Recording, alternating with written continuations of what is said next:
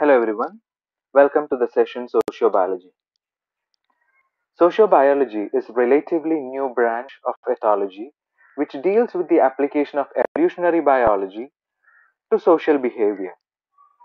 Sociobiologists concentrate on social behavior like the patterns or social behavior patterns like altruism, eusociality, cooperation, reciprocation, selfishness, spite, etc. Sociobiology investigates social behavior such as mating patterns, terrestrial fights, pack hunting, and the hive society of social insects. It argues that just as selection pressure helped animals to evolve or evolve useful ways of interacting with the natural environment, it led to the genetic evolution of advantageous social behavior. A.O. Wilson defines sociobiology as the extension of population biology and evolutionary theory to social organization. Sociobiology is mainly based on two fundamental principles. That is, certain behavioral traits are inherited, and these inherited traits are refined by natural selection. That is, depending upon the environment or depending upon uh, the social circumstances of that particular organism, the inherited behavioral trait will be modified or it will be refined. Sociobiologists explained behavior logically and are interested in instinctive or intuitive behavior. They rather explain the similarities between culture rather than differences. One of the examples is the mothers with many species of animals, including humans, are very protective to their offsprings. And it is said that this particular behavior, that is the parental care to the offsprings, is an evolutionary trait. And we'll see what is the significance of such behavior or such evolutionary or such what is the evolutionary benefit of such a behavior. So sociobiologist reasons that this protective behavior is likely evolved over time because it helped those individuals whom had this characteristic to survive and reproduce. Because when their offsprings are cared, there is more likely that the offsprings will reach maturity and they will reproduce and they will survive and reproduce. So over time, individuals who exhibited such protective behavior would have more surviving species uh, than who did not display such behaviors, such that this parental protections would increase in frequency in population.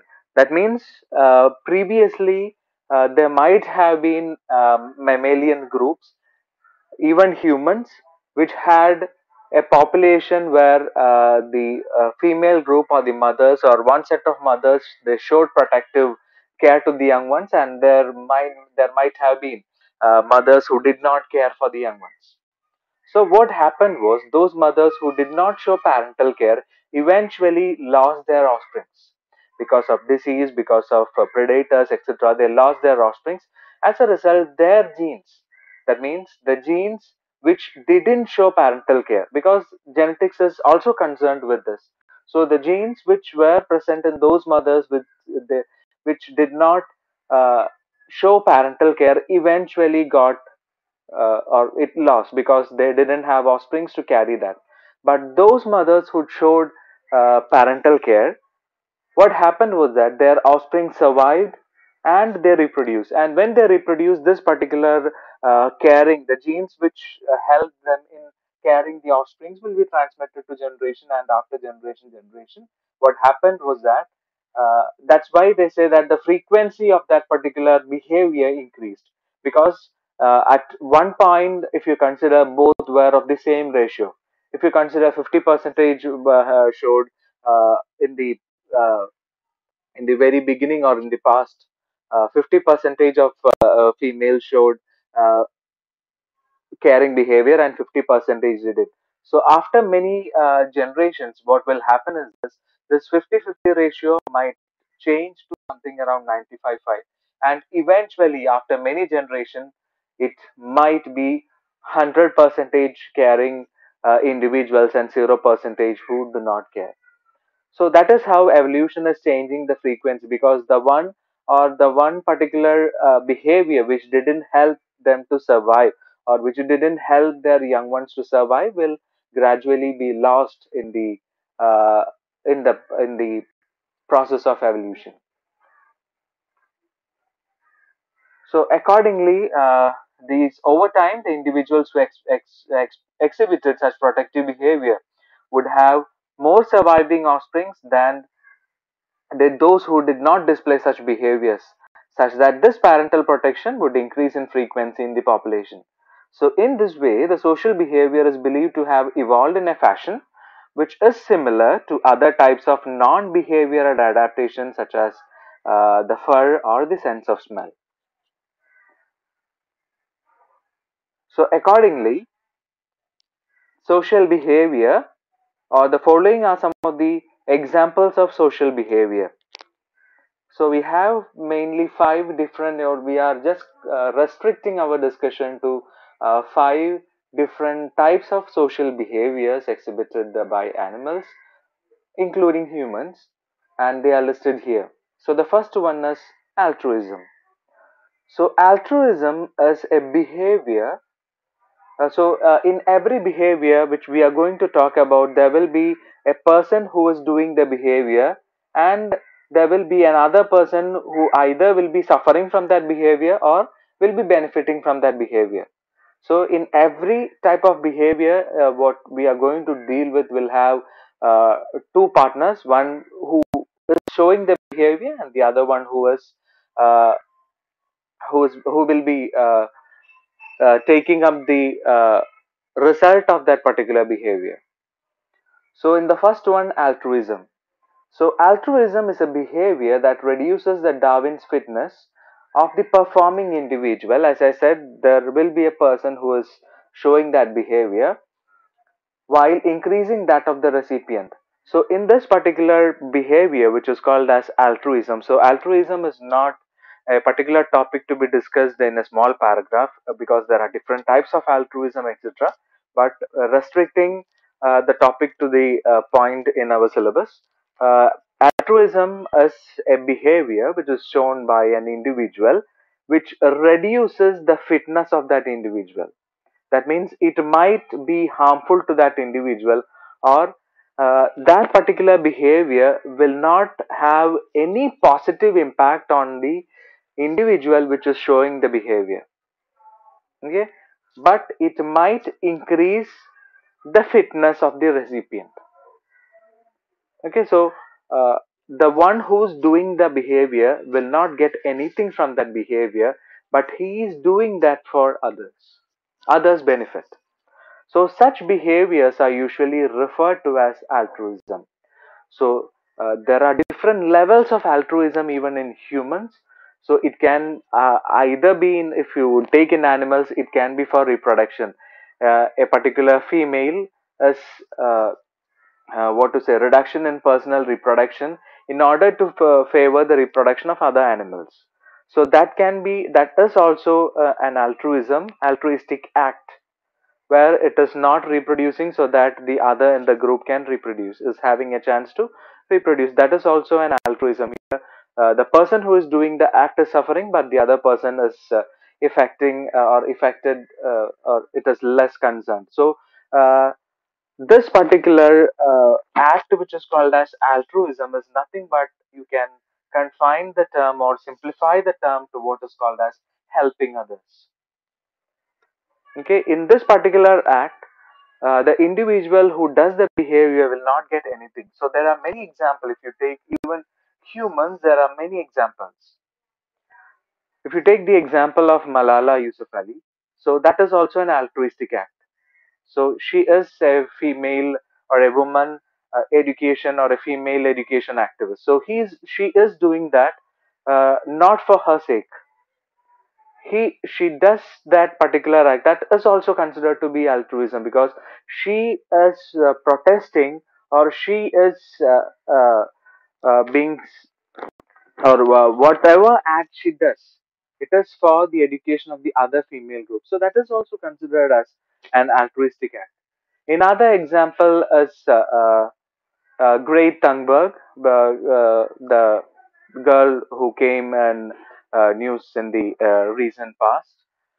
So she was a Swedish girl who did a school protest before, or every week on every Friday. What she did was that to reduce or to make the global leaders take steps against what is called as climate change. What that girl did was that on every Fridays after her school, she went before the Swedish parliament and with a placard showing that national or the global leaders should take necessary steps on climate change. So what the act what she is doing is also an altruistic act, because by what she is doing she does not get any benefit, but what is being benefited is if some benefit comes out of the act, it might benefit the society. So that is also considered to be altruistic act. Another altruistic act is of our soldiers. All the soldiers around the world who is protecting their mother or their particular nation is also altruistic, can also be considered as another form of altruism. When you come to animals, when a predator comes for hunting, what happens is in some groups of monkeys, when a predator comes, they usually hide their young ones, exposing the older, weaker ones to the predator. So here the weaker one is sacrificing the life or his or her life to protect their group. So in this act, the individual losses or individual is reducing its own fitness for the survival or the benefit of its own society. So this particular altruistic act can be within the same group of animals, different group of animals. So whatever is done without any desire, a selfless act. That is a one word definition for altruism. An act without self. Because what you consider self as having least importance in an altruistic act.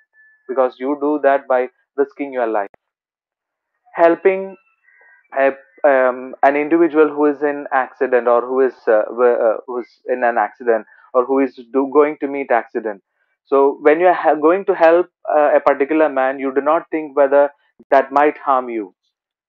If somebody is falling, you try to catch them. You do not know whether when you try to catch them, you might fall, you might risk your life. So that is also an act of altruism, helping others who are in accidents. Another one is another altruistic act. Example of altruistic act is giving tips. When you move to restaurants, you give tips. That is also an altruistic act because you don't get anything because you already had paid for what you had from the restaurant. For all the benefits or all the luxury that you have had in the restaurant, you pay the bill. But you pay an extra money, which is a selfless act because you think that it might be uh, helpful for that particular person who is serving you. So that is also considered to be an altruistic act. So such acts where you do not consider yourself, you might risk yourself, but you are helping others. Such acts are collectively called as altruism. So here we'll look on to a video here, which is an altruistic act, which is shown here. You can see two chimpanzees, which is in two cages. So this was an experiment done to show this particular act of altruism or the helping behavior. So what you can see is that these chimpanzees, you can see two chimpanzees and they can communicate through a window. So a person who is sitting outside, who is doing the experiment, what he's doing is that he is giving this particular chimpanzee, which is on the right side, many tools. Like he gives straw, he gives some armor, etc. He throws, many tools to that particular chimpanzee, and you can see that another chimpanzee, which is on the left side, is clapping his hands. So they are communicating with each other. So what you are going to see here is that the other chimpanzee is provided with a juice in the other cage, and the particular chimpanzee is trained in a way that he can drink that particular juice only with a straw. Okay, and that chimpanzee which is on the left side is not provided with a straw or other things. He is having the juice inside the other cage. So now the chimpanzee, when he sees that this particular chimpanzee which is on the right side is provided with many tools, which includes a straw. Okay, and they both will be, you can see that they both will be communicating with each other, and the chimpanzee on the right side recognizes that the other one needs a help with a straw. Okay, and he gives the straw. So such acts is also because this particular chimpanzee could have kept the straw with him, in the sense that when he get the juice he could have drink that, but what he did that, understanding that his friend needs a straw for drinking that particular juice, he is donating it. That is also what you can call it as a selfless act. This is an example of altruism, you can see here.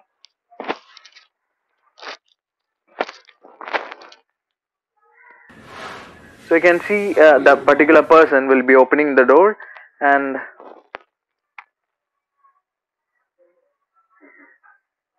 sorry for that, the network is a bit slow.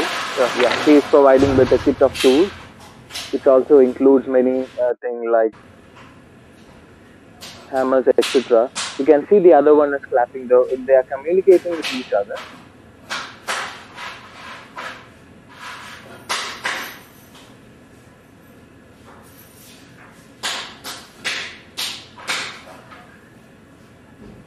And after searching for many tools, what you can see that is after searching for many tools, the chimpanzee is giving the straw to the other one.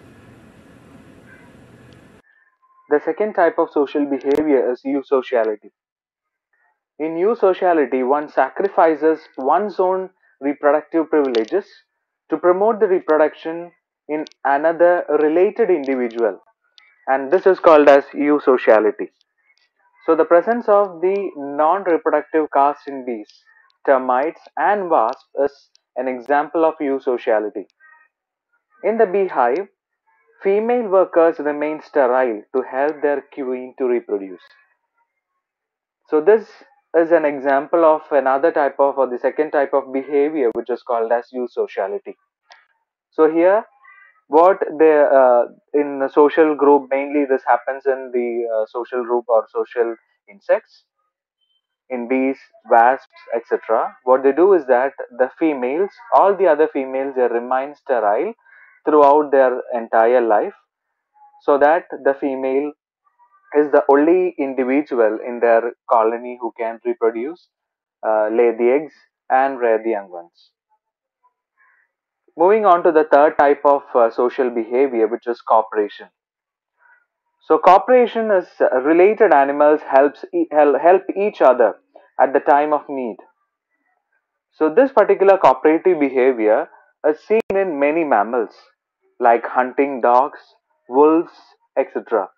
Those animals who do group hunting show this particular behavior, which is called as cooperative behavior. Another example of cooperative behavior is cooperative brood care, is seen in birds and monkeys, because the young ones of a particular or a particular colony, they will be looked after by most of the females in the group. So that is also an example of cooperative behavior. And cooperative defense in birds and monkeys are also examples. So cooperation is done together and both gain at the same time.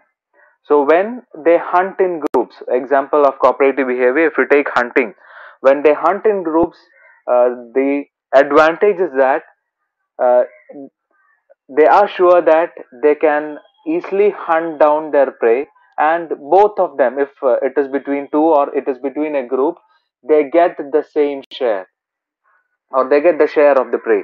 So that is an example of cooperative behavior. So here, this what you are going to see is an example of cooperative behavior, where they compare the cooperative behavior of foxes or wolves and dogs, and you can see that Dogs are less, or dogs can do many tasks individually, but they do not show cooperative behavior as with wolves. So this is the experiment that we are going to see, which is conducted in uh, wolves and dogs to compare this particular behavior.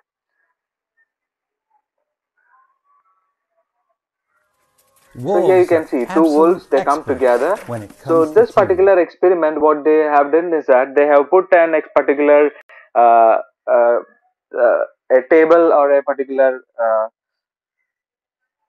they have set up an arrangement where food is kept on that, and ropes are attached to that, and these ropes are to be dragged.